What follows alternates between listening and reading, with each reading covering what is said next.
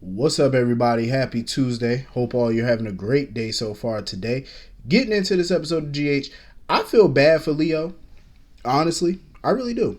I feel bad for Leo because, he's under the impression that Michael and Drew don't like his father, and by extension, they don't like him. Like, they don't like Ned, so therefore they don't like him either. You know what I'm saying? I feel bad that he's getting caught in this stupid, petty drama over ELQ. You know what I'm saying? So Drew felt bad about it, and Drew, pretty much went to Michael and was like, listen, we got to fix this with Ned for the sake of Leo. You know what I'm saying? Because it's bleeding over into the kids now. So it's like, this petty shit got to stop. And it does. I feel like this whole battle over ELQ is Quartermain-esque because this is what they do. But at the same time, it's petty at the same time. It's like, y'all really battling over this? Like, why not just work together, all three of y'all, as a cohesive unit? Y'all would be much better working together than apart. Because when you work separately, it puts everybody in the middle of things. Now you got the kids involved. It's petty. It's like, work together. You know what I mean? Stop the stupid shit. So, Michael, he's trying to figure out a way, looking up bone marrow and stuff like that, thinking about getting a donor drive together for Willow. I don't blame Willow for not trusting Harmony's word about the commune and all that stuff that she claimed that they were at when she was a baby. Because Harmony lied about so much shit, I wouldn't trust her word either, to be honest with you. So, of course, Drew offered to help because he remembered that Carly thought Nina was Willow's biological mother, but then she lied and told him, the DNA test came back and it was, not true that Willow is not Nina's daughter. So he offered to help and stuff like that. It's gonna be a hot mess when the truth really come out. Like, Carly is probably gonna be enemy number one within that family, within the town. I already know Drew gonna be pissed about her lying to him. Michael more than likely gonna be pissed. Willow's gonna be doubly pissed. It's gonna be a shit show when the truth come out. It definitely will be. So now Leo was running around outside and he done found the phone, Dex's cell phone. He done found that. And I guess one of Sonny's messages was on the phone and whatnot, leaving him a message. I'm glad Carly got involved in this because I feel like Jocelyn is in way over her head with trying to help Dex. I feel like it's above her at this point. You know what I'm saying? She gonna need that help. So, Carly came in, she was like, his wound is infected. He gonna need antibiotics. So she ended up calling Brick because, Brick is in town and stuff like that. So she ended up calling him. And that's my thing. It's so funny about Carly. She don't want nothing to do with Sonny. She didn't want his protection. Sonny offered her bodyguards and stuff for this hook killer mess. She didn't want it. She was like, nah, I'm good. I don't want your protection. You don't want his protection, but you're calling people that's on his payroll, though, to do you a favor. Brick works for Sonny, and yet you're calling Brick for help. But you don't want Sonny nowhere near you. You don't want nothing to do with him. So why are you calling his people for help then? See, this the funny shit about them. They don't condone nothing that Sonny does because they want to be mad at him. But when they're in a jam, let's call Sonny's people and see, I get that Brick is, her friend too, but still, he's Sonny's employee. So it's like, why are you calling him? Carly just need to face facts that at some point or another, no matter how upset she is with Sonny, they still gonna be family no matter what. And she's always going to need his protection no matter how much she protests. She's going to need his power and his connections. You're going to need it. It's going to serve you, it's going to serve you at some point, for whatever sticky shit you get yourself into. So speaking of Sonny, him, Nina, and Brick was sitting down and stuff. Brick talking about, you look happy. Sonny always look happy when he with a new flavor of the week. That's just Sonny. You know what I'm saying? Whenever he got some new punani, he always happy. That's just what it is. There ain't nothing new with him. When Brick got the call from Carly, he excused himself and stuff. And, she was explaining what happened with Willow and Michael. And I agree with Sonny on this. Nina just need to let this shit go. And Sonny told her, he was like, just back off. Like, leave this alone.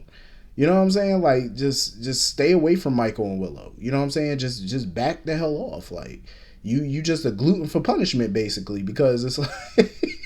It's people like Nina that's a gluten for punishment. Like they just don't care. They just want to insert themselves in the middle of everything. And I feel like Nina has become such a little busybody around that town. So she was lurking around the hallways and stuff and saw Brick and Carly together. So here she go, jumping to conclusions again that something's going on. I'm like, didn't you already just do this with TJ and Willow and you were dead wrong about that? And you just realized, oh, I'm wrong about that. So why are you jumping to conclusions again? Just because you see the two of them going into a room together or something. Now you think that they're fucking? Like, come on now. Like, mind your business. Cause I seen the preview for tomorrow's episode. She gonna be like, oh, I wonder what Drew's gonna think about this. It's not. See, that's what I'm talking about. Mind your fucking business. Go get you a life.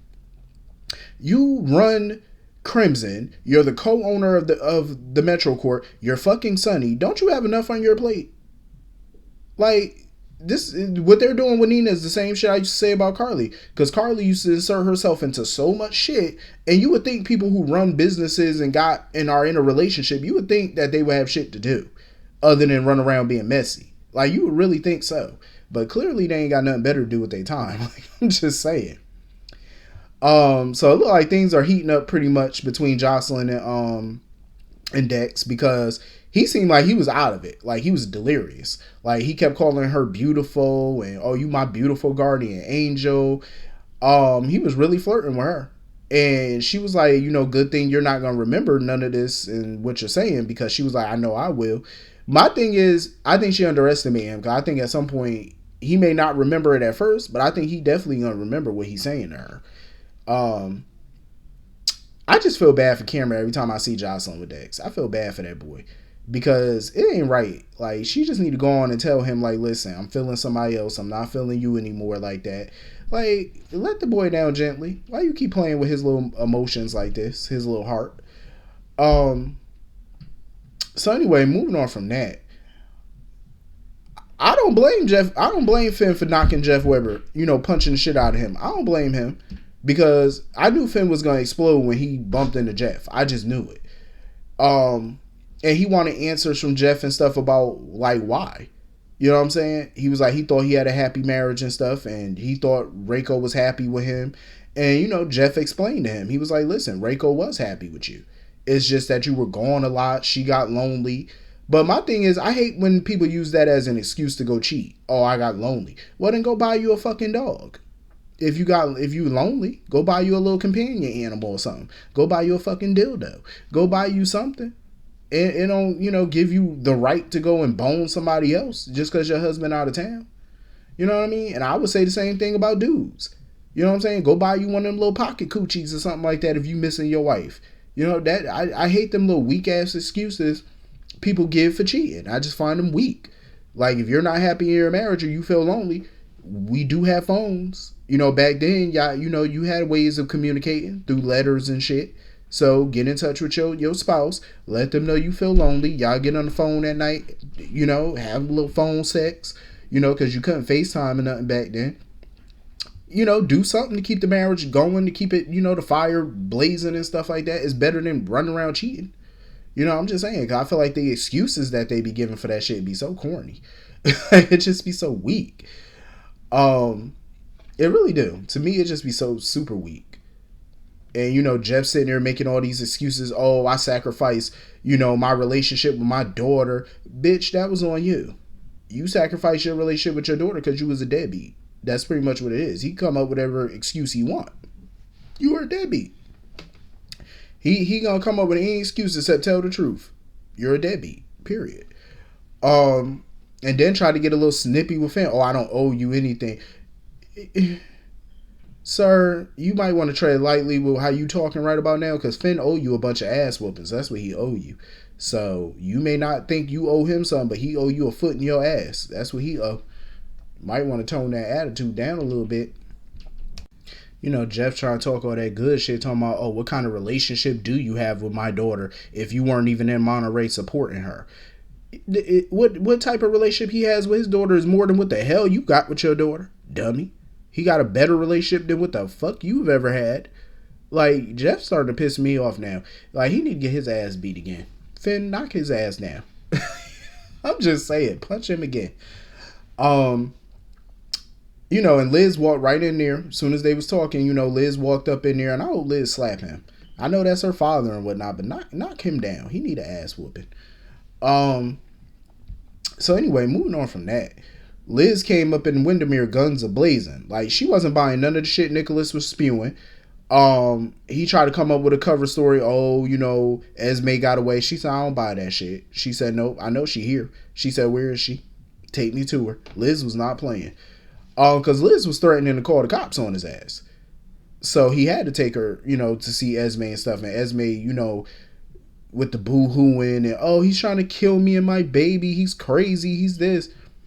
Esme was mad as hell when Liz and Nicholas just left up out that room. She was tight when Liz just left her there. I'm like, Esme, what do you expect, nut? You a nutcase. What the hell you expect somebody to do? He gonna help you. Because Nicholas kept telling Liz that they can't let Esme go. And plus, now that she pregnant and stuff, because Liz was like, what the hell? She was like, does Spencer know? And then she realized Nicholas is the father of the child. She was like, oh, this shit is sick. Hey, Liz was look like she was sick to her stomach. She was like, what type of weird shit is going on in this castle? Like, Liz, you got enough drama going on in your life. Just let Nicholas deal with this bullshit, because you got enough going on with you. Like, I'd just let him worry about this. Esme sitting there talking to the baby, trying to figure out what her next move is going to be. Because she was like, basically trying to say, like, what would Ryan do? Like, what advice would he give? And then she was like, oh, what would your daddy do? I really want to know at this point, is Nicholas really the father? Is Spencer really the father? Like, who really the father of this child? Because for all we know, she could have been asleep with somebody off screen. Like, who the daddy?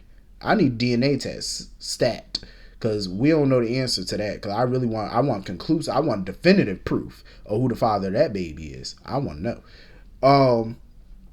So now she trying to think of a way to get the hell on up out of there and stuff.